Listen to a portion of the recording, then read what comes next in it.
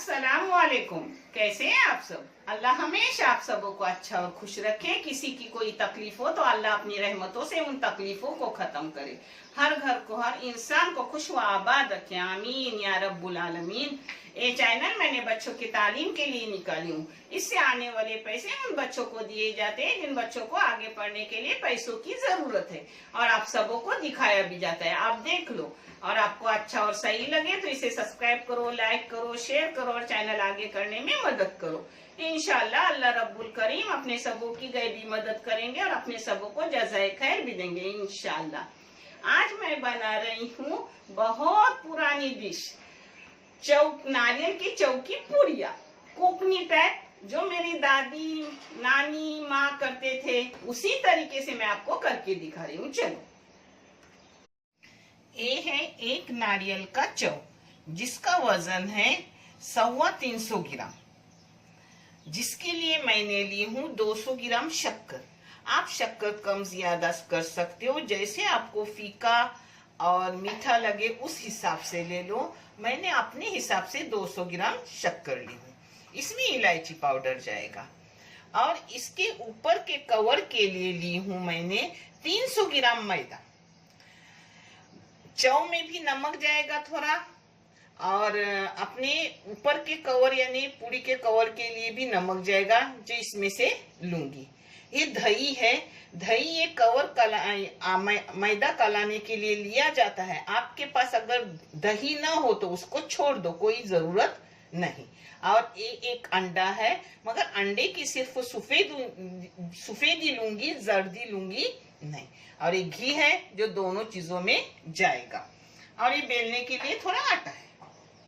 अंडे की सिर्फ सफेदी ले रही हूँ। हाँ, ये देखो, छोटा सा उसको निकालने का कवच, यानी अपनी सफेदी निकलती और जर्दी अंदर ही रहती।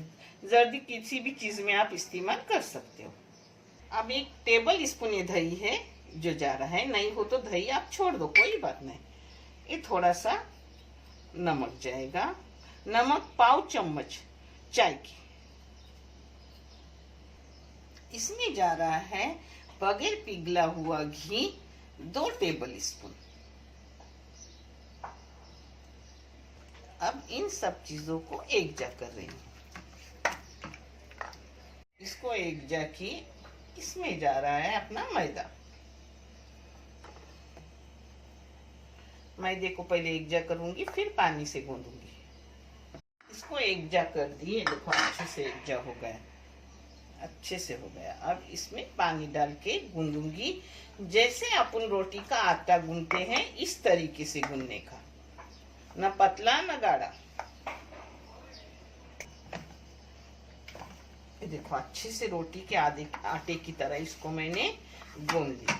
अब इसको मैं बंद करके रख रही हूँ, तब तक अपना चौ फ्राई करके लूंगी।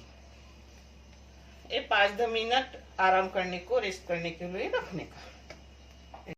अब इसको ऐसे बंद करके रखने का। इसमें घी ज्यादा नहीं डालने का, सिर्फ मैं 1 टेबल स्पून घी डाल रही हूँ चौ के लिए। अब इसमें जा रहा है अपना पूरा चौ। अब पहले चौ को अच्छे से भूनूंगी। ये देखो, चौ को मैंने अच्छे से 7 मिनट बारीक गैस पे भून ली, जिससे अपनी पूड़ियाँ 1 महीना भी रहे तो खराब होती नहीं, अच्छे से रहती। इसमें जाएगा थोड़ा सा नमक, नमक टेस्ट के मुताबिक थोड़ा सा डालने का, और ये शक्कर जाएंगी। मैं 200 ग्राम डाल रही हूँ, मगर आप 200 ग्राम मत डालो। मेरे घर में जरा ज्यादा शक्कर लगती है, हर चीज में मीठा ज्यादा खाते हैं। आप इससे भी कम डाल सकते हो, इतनी भी डाले तो भी वो सही हो जाती है, क्योंकि ऊपर से आटा जो पूरी का रहता है उसमें शक्कर रहती नहीं। आप चाहे तो इसमें बादाम, काजू, गिर, मनु ये सब डाल सकते हो, मगर जब गांव में बनती थी तो इसमें ऐसी कोई चीज नहीं डाली जा सकती हुई थी। मगर मैं थोड़ी अब डालूंगी, क्योंकि यूट्यूब पे दिखाना है तो थोड़ा मैं भी डाल देती हूँ। ये देखो, चौ को मैंने अच्छे से 7 मिनट बारीक गैस पे भून ली, जिससे अपनी पूड़ियाँ 1 महीना भी रहे तो खराब होती नहीं, अच्छी से रहती है। इसमें जाएगा अब थोड़ा सा नमक। नमक टेस्ट के मुताबिक थोड़ा सा डालने का। और ये शक्कर जाएंगी। मैं 200 ग्राम डाल रही हूँ, मगर आप 200 ग्राम मत डालो। मेरे घर में जरा ज्यादा शक्कर लगती है, हर चीज में मीठा ज्यादा खाते हैं। आप इससे भी कम डाल सकते हो, और इतनी भी डाले तो भी वो सही हो जाती है, क्योंकि ऊपर से आटा जो पूरी का रहता है उसमें शक्कर रहती नहीं। इसमें चाहे तो आप बादाम, काजू, गिर, मनूक डाल सकते हो, मगर पहले मेरी दादी माँ बनाते थे, शादी में बहुत से बनाए जाते थे, तो उसमें क्या ड्राई फ्रूट डालते नहीं थे, तो मैं भी नहीं डाल रही हूँ। आप चाहे तो डालो, खवा भी डाल सकते हो, ड्राई फ्रूट भी डाल सकते हो, मगर ऐसी ही बहुत अच्छी लगती है। अब इसमें जाएगा थोड़ा सा इलायची पाउडर खुशबू के लिए। ये छोटी चम्मच है, जो आधी चम्मच मैंने डाल दी, यानी अपनी चाय की चम्मच पाव चम्मच। इसको एक जगह है। अब इसका पूरा पानी सूखने दूंगी। ये देखो अपनी शक्कर पिघल गई और शक्कर का पानी भी सूख गया। अब इसको बंद करके रखूंगी। ज्यादा अब उसको भूनूंगी नहीं तो कड़क हो जाएगा अपना चौ। ये ऐसा ही उतारने का, यानी वो लसलसित बोलते हैं, यानी क्रीमी क्रीमी। ये अपने उंडे बना के हो गए, गोले बना के हो गए। अभी मैंने घी ली हूँ, इसमें थोड़ा सा तेल भी डालूंगी। आप चाहे तो पूरे तेल में भी तल सकते हो, आप चाहे तो पूरे घी में भी तल सकते हो, चलता है।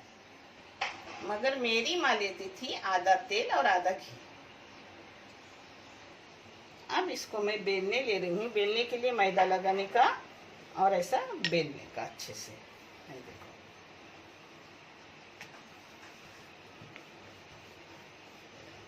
रोटी से भी पतला बेला जाता है। हाँ, रोटी जैसा नहीं, रोटी से पतला। सब इधर से बेलने का अच्छे से, साइड से भी, बीच में से भी, कहाँ मोटा नहीं रखने का, सब इधर बराबर बराबर बेलने का। ये देखो ऐसा दिखा रही हूँ।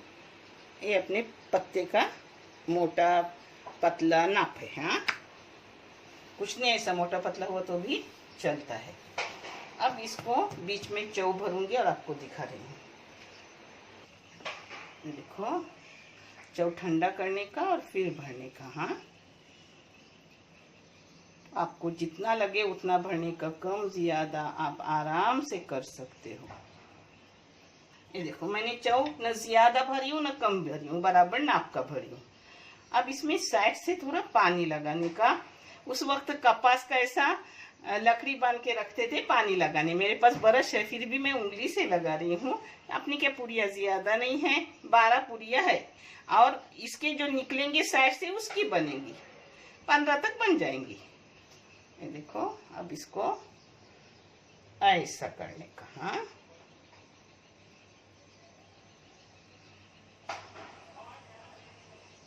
चिटक गए अच्छे से।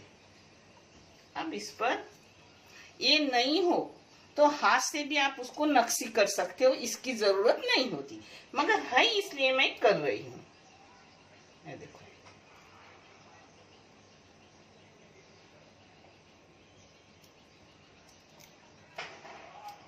वो भी मेरा पुराना हुआ है, सही काम भी नहीं कर रहा है, फिर भी मैं ली हूँ, क्योंकि यही गांव में चलता है। ये देखो एक पूरी अपनी हो गई, अल्हम्दुलिल्लाह। ये देखो उसी तरीके से अब दूसरी पूरी बेल रही हूँ। दूसरी भी वैसे ही करूंगी, मगर इसके लिए मैं हाथ से नक्शी बनाऊंगी, क्योंकि इंसान को दोनों तरीके से मैं दिखा रही हूँ। देखो ऐसा चौ भरने का, उंगली से पानी लगाई उसको, अब दूसरी तरफ इसको ऐसा करने का। अब इसको हाथ से करूंगी इसकी नक्शी।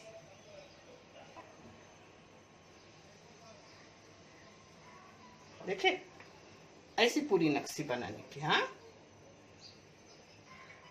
ये भी एक हो जाती है।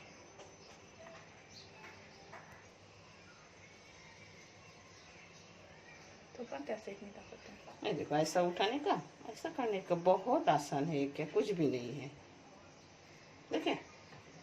डिजाइन। ये देखो अपना तेल गरम हो गया, इसको तलने डाल दी।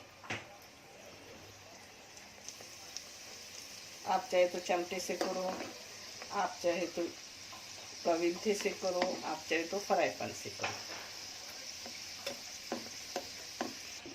अब इसको पलटी कर दी। ये देखो एक कलर आने तक तलने की, हाँ अच्छे से तली जाती है। ये देखो अपनी पूरी अल्हम्दुलिल्लाह अच्छे से हो गई। ये देखो अब वो दूसरे नक्शे से कर रही हूँ। ये दो ही आपको दिखा रही हूँ, सब पूरियां होने के बाद मैं आपको प्लेटिंग करके दिखा रही हूँ।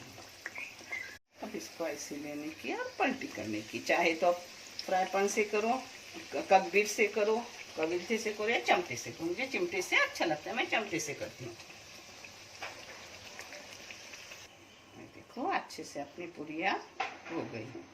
ये ना तेल खींचती है ना कुछ, अच्छे से हो जाती है। ये देखो ऐसे नरम सुत रहती है। ये देखो अपनी पूरियां हो गई।